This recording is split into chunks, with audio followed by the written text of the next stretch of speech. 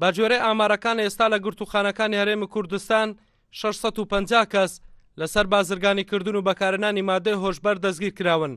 سەرۆکی لیژنەی ماددەی هۆشبەریش دەڵێت تا ئێستا 111 کەس کە ئاڵوودەی ماددەی هۆشبەر ببوون چارەسەری پزیشکیان بۆ کراوە و ڕێژەکەش لە چاوڵاتانی بیانی لە هەرێمی کوردستان کەمە. ساڵانە جگە لە ڕێژەی تاوان دەبێتە هۆی مردنی 3.3 ملیۆن کەس لە جیهان و هەروەها 250 ملیۆن کەس لە جیهاندا دەبنە قوربانی ئەم دیاردەیە. تەمەنی ئەوانەی بەکاری دێنن نزیکەی لە 15 ساڵ بۆ 65 ساڵە و ئەگەربەی ئەم 250 ملیۆن کەسە حسابکەی کەواتە ئەم کێشەیە لە 105 دانیشتوانی هەموو جیهانی گرتوتەوە. کۆی گشتی ئەوانەی کە لە چاکسازیەکانە 658 لەوانە 20یان ئافرێتە و 5یان تەمەنیان لە خوار 18 ساڵە. ئەمانە هەم ئەوانن کە بازرگانیان کردو هەم ئەمانەشن کە ئاڵوودە بوون بە ماددە هۆشبەرەکان.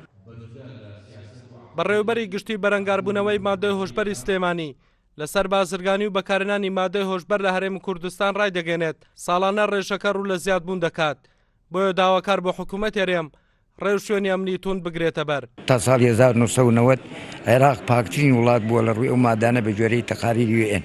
ئەمانە گەڕێتەوە بۆ ساڵی 74 خەڵکێکی بە شەڕی هەرێمی کوردستان کە ڕووی کردوتە ئێران لەوێ ماوەتەوەمە هۆکارێکە. دووهەم شەڕی ناوخۆ، سێم کۆچی ملیۆنی خەڵکی بە شەرەفی کوردستان جارێکی تر لە 91 بۆ ئێران کارەساتی هەڵەبجا.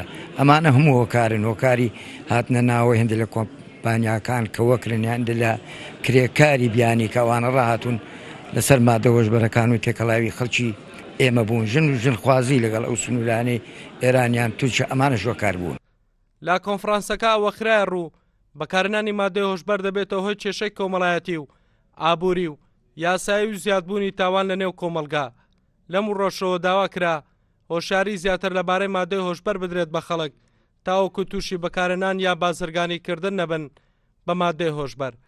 هەڵگورد ئەحمەد، کوردسات، نیوز، هەولێر.